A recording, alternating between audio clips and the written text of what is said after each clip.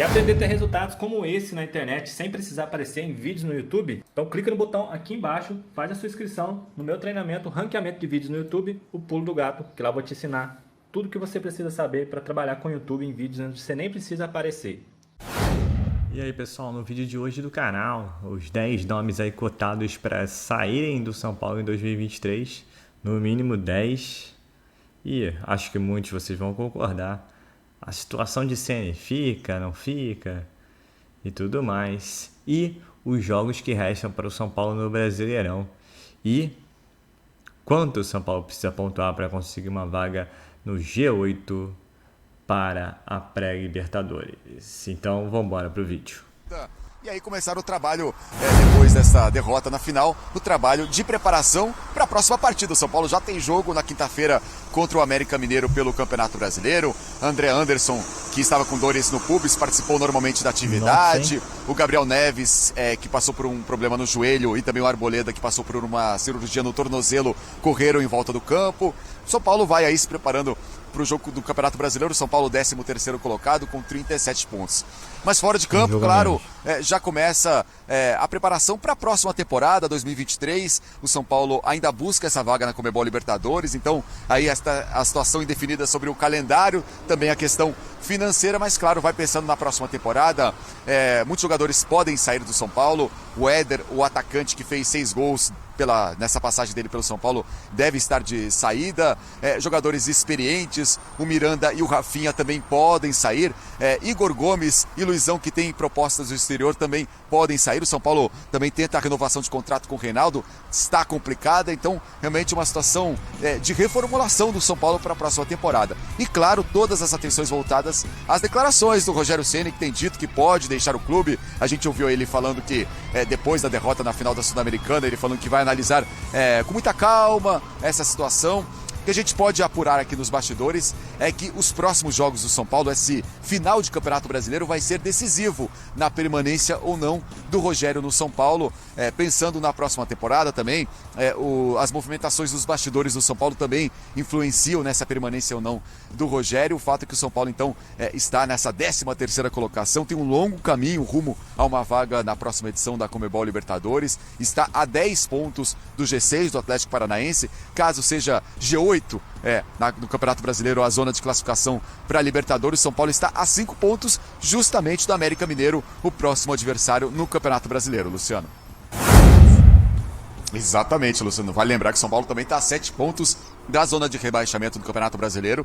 Então, claro, tem um baque, né? A derrota na final da Sul-Americana, tanto para os torcedores como para os jogadores, mas tem que virar a chave, tem que pensar agora em tentar essa vaga para a fase prévia da Conmebol Libertadores. Esse é o foco total, essa é a mobilização do São Paulo neste momento. Seria algo que deixaria a temporada bem mais... terminaria a temporada de uma forma bem melhor, conseguindo, né, essa vaga. Então o São Paulo agora enfrenta o América Mineiro na quinta-feira. Amanhã os jogadores retornam ao treino, então foco total nessa partida contra o América Mineiro, que pode ser considerada uma partida decisiva, né, um confronto direto nessa busca por uma vaga. Lembrando que o América Mineiro é o 8º colocado do Campeonato Brasileiro. Se realmente o Brasil ficar com 8 vagas, ter esse G8, então é um confronto direto aí na busca por essa vaga na Conmebol Libertadores. A sequência do São Paulo, depois da partida contra o América Mineiro, o São Paulo enfrenta o Botafogo, e aí tem clássico contra o Palmeiras no Allianz Parque. Também será um jogo muito decisivo. Eu dizia, né, o Rogério tem contrato até o final de 2023, mas o que vai acontecer dentro de campo no final do campeonato será decisivo nesta sequência, na montagem do elenco para o ano que vem, na permanência do Rogério, e claro, o alinhamento, né, entre as visões do Rogério com a diretoria do São Paulo. Então tudo isso vai se definindo no final da temporada. São jogos importantes agora contra o América, Botafogo e, claro, o clássico contra o Palmeiras no Allianz Parque, Luciano. Para o São Paulo, na temporada dele, agora ele só tem o Campeonato Brasileiro para tentar chegar nessa vaga de jogos Libertadores. É um confronto direto contra o América, que hoje é o último time. Não, são 2 confrontos diretos aí de nessa semana. Depois o Botafogo. São 2 finais. Aí vai encarar o Palmeiras no Allianz Parque. E o Botafogo não vai ser no Allianz? Não, deve ser em Barueri, provavelmente, porque tem show de Coldplay. Esse jogo era dia 15, mudou para dia 16. E aí tem Juventude previsto e para um Curitiba, sábado, que tem que ganhar. Tem que ganhar de Curitiba e Curitiba de costuma ser Juventude. assim. Mas esses jogos essa semana, porque o Botafogo, o América não precisa nem dizer. O América vem de uma vitória E do Atlético Goianiense também. Então são 3 times na zona de rebaixamento que São Paulo pega Na sequência, 2 em casa. Porque depois ele tem o Palmeiras fora de casa, o Fluminense fora de casa, tem esse jogo contra o Internacional, que está brigando por vaga direta na Libertadores. Mas essa semana é uma semana que vai dizer muito. E o Botafogo... Na verdade, quando você perde um jogo que você rotula como o jogo da década, da forma como perdeu, isso traz impacto no hoje e no amanhã, evidentemente, né? Eu acho que essa resposta que você faz, ninguém sabe o que será, talvez ela seja mais simples de ser respondida na próxima segunda-feira, quando acontecerem mais 2 jogos. Porque tem uma coisa no futebol, a gente fica teorizando, então tem uma coisa que chama-se partida de futebol. Nada é mais importante que a partida seguinte. E as partidas seguintes do São Paulo, a quinta contra o América em Minas e a domingo contra o Botafogo no Morumbi, tem ainda a peculiaridade de esclarecer se o São Paulo ainda vai lutar, olhe lá, por alguma vaga na pré-Libertadores no G8 ou se vai lutar contra o rebaixamento. Botafogo é adversário direto contra o rebaixamento, o América é adversário direto na luta do G8. O que dá para a gente fazer já, antes das 2 partidas, antes do encerramento do ano, é de fato um diagnóstico do que foi o trabalho do São Paulo em 2022 até agora. E o trabalho do Rogério Ceni como treinador do São Paulo. E dá para a gente concluir, depois da final, que o trabalho foi ruim. E essas incertezas para 2023, elas não deveriam passar pela vontade ou decisão do Rogério. Elas deveriam passar pela vontade e decisão do São Paulo sobre o que é melhor para ele em 2023. Ter o mesmo comando ou ter outro comando. Simples assim. E a pergunta que o Rogério não respondeu na coletiva depois da derrota para o Del Valle, a permanência dele ou não, não deveria estar nas mãos dele. Fosse um clube minimamente organizado, fosse um clube que tivesse solidez, que tivesse ideias, que tivesse gente competente para geri-lo. Como não tem, a decisão sobre o futuro do São Paulo fica mais nas mãos do seu treinador que nas mãos da sua direção, que é surreal, né? E, de fato, mais uma vez falando da questão do São Paulo nos momentos decisivos da temporada, e o que a gente conversava aqui, nós todos, conhecendo um pouco do Del Valle e bastante do Rogério, de novo, na hora de uma decisão contra um time bom, a estratégia foi completamente equivocada. Né? É uma estratégia pensada, definida, que é tentar se impor sobre um time melhor que o seu. Essa estratégia aconteceu contra o Palmeiras na final do Paulista e mesmo com o resultado na partida de ida foi um desastre, com certas semelhanças com o que aconteceu com o Del Valle. Certas semelhanças, digo várias semelhanças, inclusive na escalação, na estratégia no começo do jogo e com algumas semelhanças também com o que aconteceu no mata-mata contra o Flamengo na Copa do Brasil. Com algumas semelhanças de estratégia e tudo mais. Eu sou talvez não tão resultadista como a Marília, mas quase. Tenho outros mantras, como 3 zagueiros é vida. Como jogar contra um time que tem 3 zagueiros e que está muito entrosado? Jogar com 3 zagueiros também, é o mínimo que você faz. E é curioso que o São Paulo, com 3 zagueiros, ele se impôs em todos os mata-matas, exceto o do Atlético Goianiense, quando numa situação extrema, perdendo de 2, utilizou essa escalação aí, frágil, pífia, que jogou contra o Del Valle. Nos outros mata-matas todos da temporada, o São Paulo jogou com 3 zagueiros e avançou. Porque soube, assumir uma inferioridade técnica. E a questão é muito mais aí da vontade e missão do treinador em colocar o seu estilo e vencer ao seu modo do que propriamente da característica do time que o São Paulo tem. E, de novo, é uma eliminação que guarda semelhanças com as outras durante a temporada. O São Paulo não vai ganhar mais um título, não vai jogar mais uma partida desse tipo decisiva em 2022. E já dá para saber, além desse balanço em relação ao trabalho do Rogério, que 2022 foi pior que 2021, né? Porque em 2021, pelo menos, teve um negocinho que chama troféu. Num campeonato menor deles, menor até do que a Copa Sul-Americana, mas diante de um rival com uma estratégia para ganhar um campeonato, que deu certo em 2021 e que não existiu em 2022. Aqui, Marília. O Rogério não tem mais condições de ser treinador do São Paulo. Sim, tá falando isso. Porque é o seguinte, a perspectiva pro ano que vem qual é? É Libertadores? Não. Por enquanto, não. Talvez uma pré-Libertadores que a burrinha... Não. Depende de quem tá feito. Libertadores direto. Depende do próximo jogo. Se for uma pré-Libertadores, a burrinha de novo todo ano, né? Porque começa o planejamento mais cedo, tem que fazer tudo mais cedo. Normalmente você vai chegar no momento do Campeonato Brasileiro que você precisa estar mais inteiro, você não vai estar, porque você vai fazer jogos antes. Então, assim, o São Paulo tem que pensar isso. Porque não pode um treinador desconectado da realidade. Não dá para dizer que o São Paulo não tinha elementos para fazer um jogo seguro contra o Independente Del Valle. E levar para os pênaltis, que fosse o caso. Entendeu? Agora, não perder o jogo de forma tão pueril, tão juvenil, tão fácil, foi uma coisa simples. Isso aí mesmo, fácil. O jogo estava já na primeira chance do Del Valle, quando o goleiro do São Paulo pega com o pé esquerdo, a jogada é a mesma do primeiro gol, é igualzinha. Exato. Entre o Léo e o Reinaldo, óbvio. O segundo gol, você tomar um gol desse em pontos corridos, na casa do adversário, na altitude de Quito, eu entendo, mas numa final, você tomar o segundo gol que você tomou com linha de passe, bola no peito, dá para um, o outro vem livre de marcação, entra e faz gol. Quer dizer, cara, é muita falta de respeito com a torcida do São Paulo. O que o Rogério Ceni fez nessa final. Ele não ter essa compreensão, sendo o treinador que fico bem à vontade, não tenho ódio dele, fico bem à vontade, ele ainda é o melhor dos que surgiram. Não. Treinador brasileiro, entendeu? Discutível isso, né? Mas ainda é. O Tironi tá com essa dúvida, porque ele é o melhor...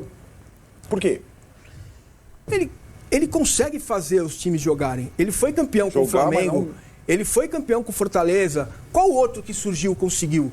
Nenhum. Entendeu? Então, acho que o conjunto da obra dele é o melhor. Acho que ele tem esse conjunto da obra. Agora, especificamente... Dos que surgiram, ele é o melhor. Tem o Carille, que surgiu, foi super campeão e sumiu, né? Então, mas é o conjunto da obra, o repertório. O Carille funcionou no Corinthians, ponto. Sim. O Rogério funcionou no Fortaleza, no Flamengo. Teve bons lampejos no São Paulo. Agora, pro São Paulo, não dá mais para ele ser o escudo dessa direção. Porque a direção... eu não acho que agora seja, não. Fica refém dele, entendeu? Agora não mais, né? Você não acha que não é mais? Não entendi. Não acho, não.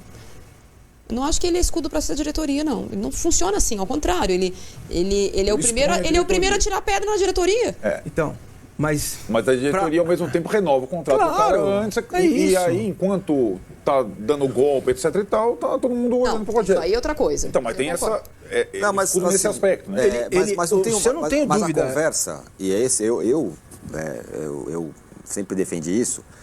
Olha, não tem cara melhor do que o Rogério, porque conhece tudo, sabe se a piscina tá vazia, se tá cheia, o cara que é a maior visão do mundo. Mas agora já tá em outro estágio. Pois então eu vou colocar, essa é a dúvida que eu coloco. Sempre ele vai estar melhor do que o clube. Pois então essa é a dúvida que eu coloco. Quando o cara chega, ele chega por causa disso. Cara, ninguém entende mais o São Paulo do que o Rogério, e nesse momento é a hora.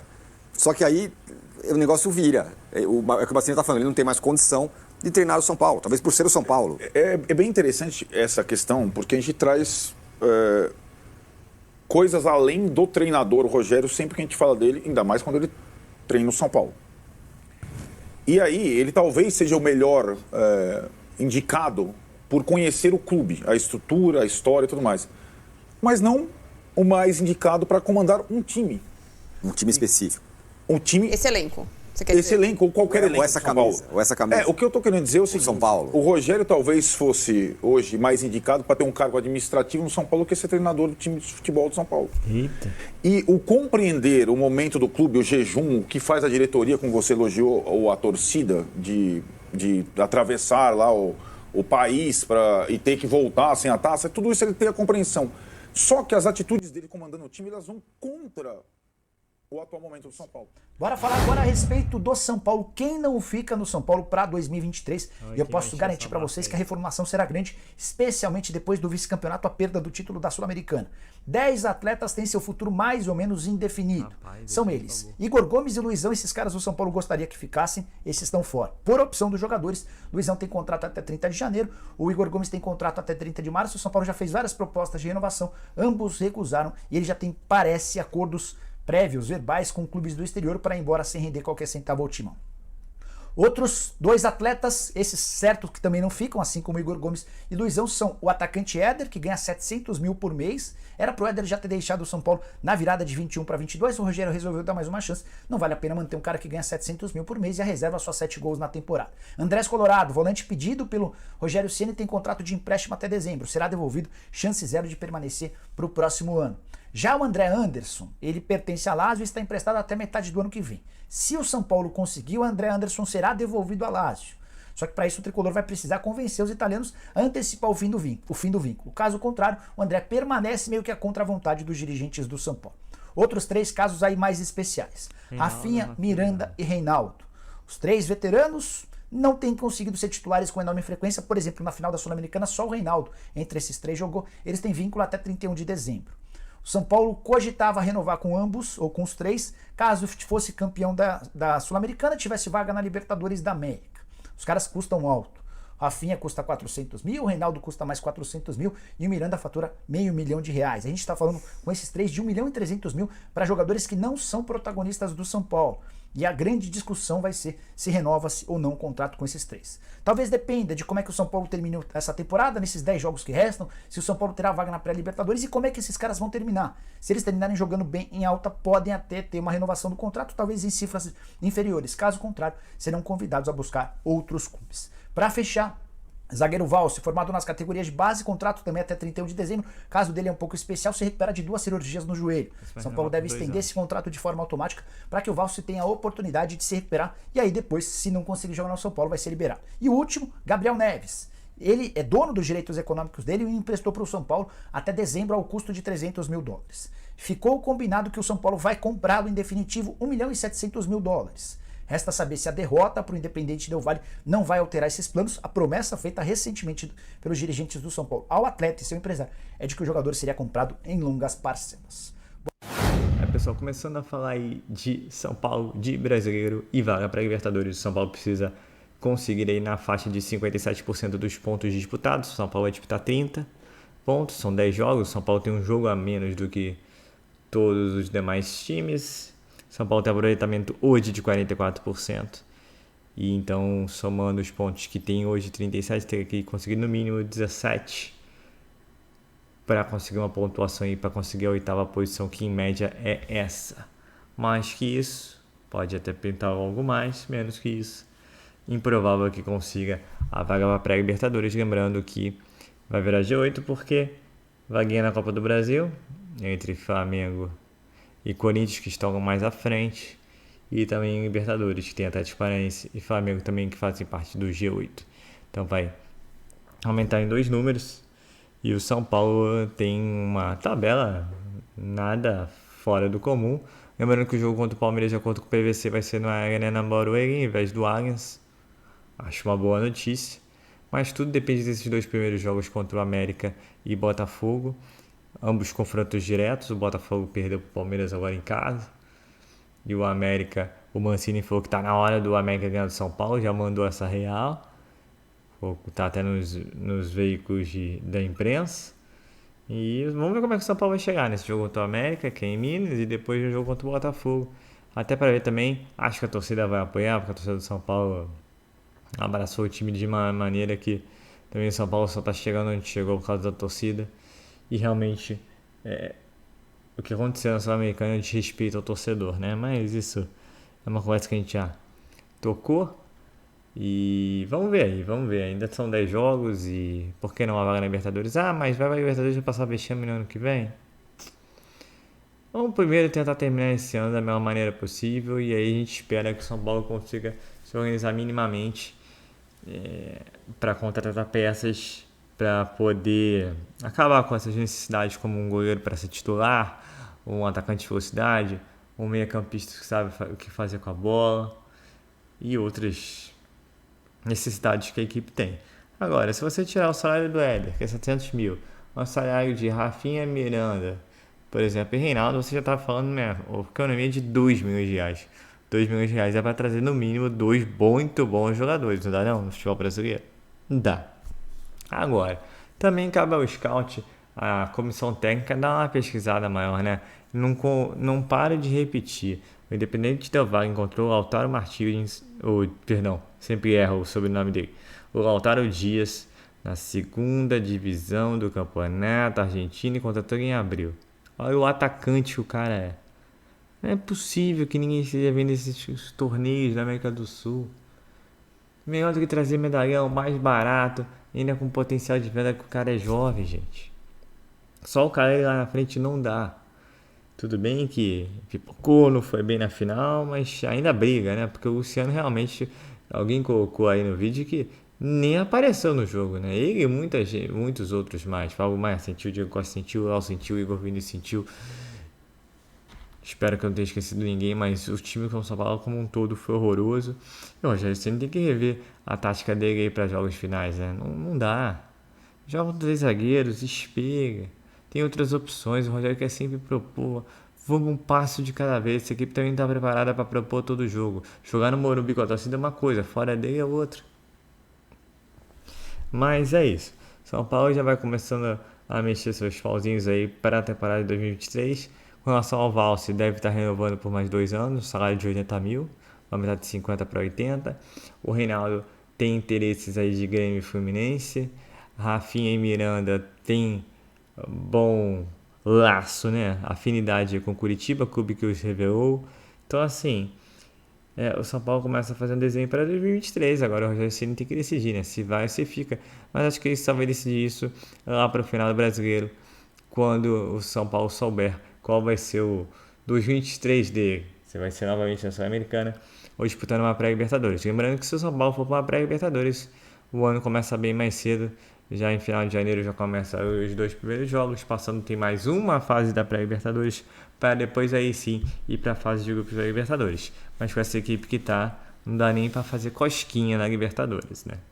Então é isso, pessoal.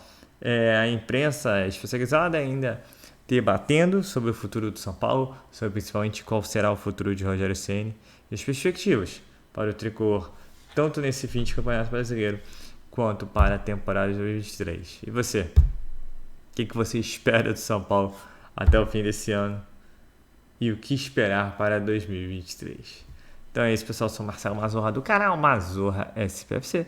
Se você quer ficar ligado nas últimas notícias e novidades do São Paulo Futebol Clube, não deixe de se inscrever no canal, ativar o sininho para notificações e, se puder, nesse vídeo, deixa aquele likezão, tá ok? Saudações de cores, uma ótima terça-feira a todos. Lembrando que quinta-feira tem São Paulo e América Mineiro. Então, não dá pra ficar sofrendo muito não, que tem mais jogo pela frente aí.